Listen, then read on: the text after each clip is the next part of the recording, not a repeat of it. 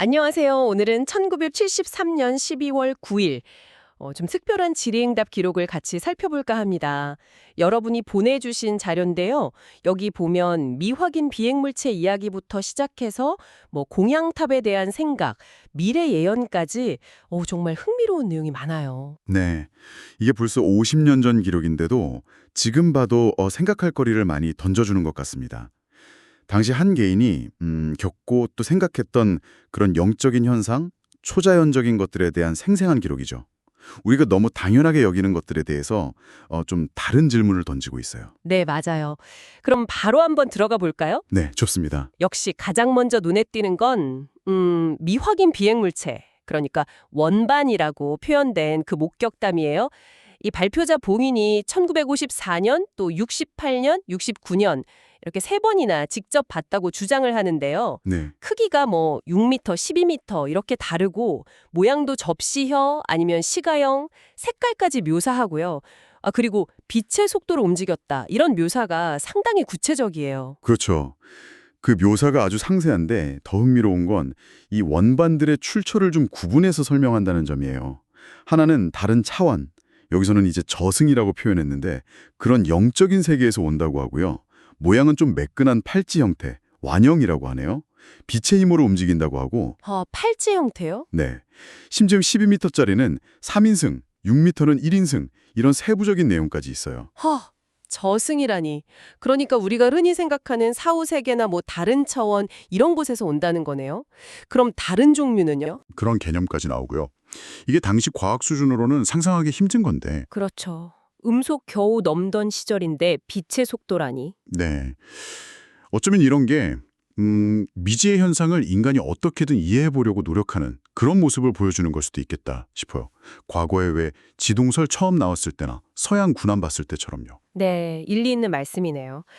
자, 그럼 이런 미지의 존재 이야기에서 이번에는 좀 더 우리에게 익숙한, 어떻게 보면 전통적인 주제로 넘어가 보죠. 돌아가신 분들, 직원이나 조상을 기리기 위해서 공양탑을 세우는 것에 대한 질문이 있었어요. 근데 답변이 상당히 의외였어요. 아, 네. 그 부분 저도 좀 인상 깊게 봤습니다. 보통은 굉장히 좋은 의미로 생각하잖아요. 추모하고 기리는 거니까. 근데 이 자료에서는 오히려 그 반대 이야기를 해요. 그런 물리적인 형태, 그러니까 공양탑, 묘비, 심지어는 불상 같은 거요. 그런 것들이 오히려 영혼들의 어떤 집착을 불러일으킬 수 있다. 그래서 그 장소에 묶이게 된다. 이런 경고를 하거든요. 집착이요? 그게 어떤 의미일까요? 물리적인 형태가 어떻게 영혼을 묶는다는 건지? 자료 설명을 보면 이런 기념물들이 일종의 닷 같은 역할을 한다는 거예요. 영혼의 에너지를 이승의 어떤 특정 장소나 기억에 딱 묶어두는 거죠. 그래서 진짜 공양은 그런 형태를 만드는 게 아니고 영혼 스스로가 진리를 깨닫고 이승의 미련이나 집착에서 벗어나도록 돕는 것. 그게 진짜 공양이다. 이렇게 감조를 해요. 심지어 그 나라 대불 있잖아요. 거대한 불상. 그것조차도 원래는 인간 마음의 어떤 광대함, 풍요로움을 상징하려고 만든 거지 맹목적으로 그냥 절하고 숭배하라고 만든 게 아니었다. 이런 지적도 하고요. 실제로 이 발표자가 그 숙소에서 사무라이 망령들을 만났는데 그들을 설득해서 떠나보냈다. 이런 경험담까지 이야기하는 걸 보면 이 관점을 정말 진지하게 받아들였던 것 같아요. 네, 그렇죠. 시신에 대한 집착이 강한 일본 문화랑 또 인도의 조장, 그 새들이 시신을 차례하게 하는 장례 방식이요. 그걸 비교하면서 형식적인 장례 의식의 문제점도 꼬집더라고요. 맞습니다. 결국에는 그 형식이 중요한 게 아니라 영혼의 어떤 자유, 그리고 깨달음, 이게 핵심이라는 메시지인 거죠. 네. 그게 또 미래에 대한 관점하고도 연결되는 것 같아요. 네, 맞아요. 마침 또 노스트라다무스 예언 이야기도 나오죠.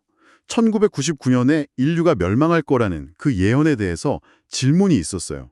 네, 있었죠. 근데 답변이 아주 단호하더라고요. 그렇습니다. 지구는 인류가 영적으로 성장하는 일종의 학교 같은 곳이기 때문에 완전히 파괴되진 않을 거다. 이렇게 딱 잘라 말해요. 다만 인류가 어떤 조화를 잃고 너무 물질 문명 쪽으로만 치우쳐서 영적인 길에서 벗어나면 그 불균형이 현실에서 나타날 수 있다는 거죠. 예를 들면 스모그 같은 환경 파괴나 빙하가 녹는 문제 아니면 천재지변 같은 걸로요. 아, 그러니까 인류의 집단적인 의식이 현실 세계에 직접 영향을 준다, 이런 관점이군요. 네, 바로 그거죠. 인간 개개인의 그리고 인류 전체의 의식 상태가 중요하다는 겁니다. 실제로 뭐 예측됐던 도쿄 대지진을 자신들이 막았다, 뭐 이런 주장까지 하는 걸 보면 이 믿음이 정말 강했던 것 같아요. 그렇죠.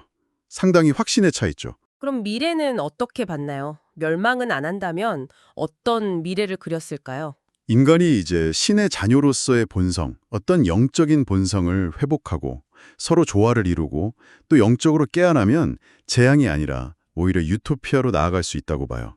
한 700년쯤 후에는 지구가 완전한 유토피아가 될 거다.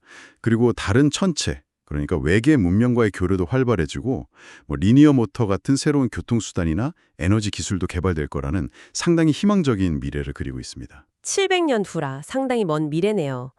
결국 인류의 의식 상태가 미래를 결정한다. 이 메시지가 핵심인 것 같습니다. 네, 그렇다고 봐야죠. 인류의 선택에 달렸다는 이야기입니다. 네, 오늘 이렇게 1973년의 기록을 쭉 살펴봤는데요. 여러 차원에서 온다는 UFO 이야기부터 우리가 흔히 좋다고 생각했던 공양탑 같은 물질적인 추모 방식의 어떤 위험성, 그리고 인류의 의식 상태가 지구의 운명과 미래에 영향을 미친다는 관점까지 정말 현재 우리의 생각 틀에 좀 도전하는 독특한 시각들이 많았던 것 같습니다. 맞습니다. 이 기록을 보면 어쩌면 우리의 현재 과학적인 이해나 어떤 영적인 수행 방식들이 아직은 좀 초기 단계일 수도 있겠다. 이런 생각도 들게 합니다. 만약에 이 자료에서 말하는 것처럼 우리의 의식, 그리고 물질 세계, 또 보이지 않는 다른 차원이나 존재들과의 상호작용이 정말로 가능하다면, 만약 그렇다면 우리 사회나 개인의 삶은 앞으로 어떻게 달라질 수 있을까요? 네. 이 질문을 한번 여러분께 남겨드리면서 오늘 이야기는 여기서 마무리할까 합니다.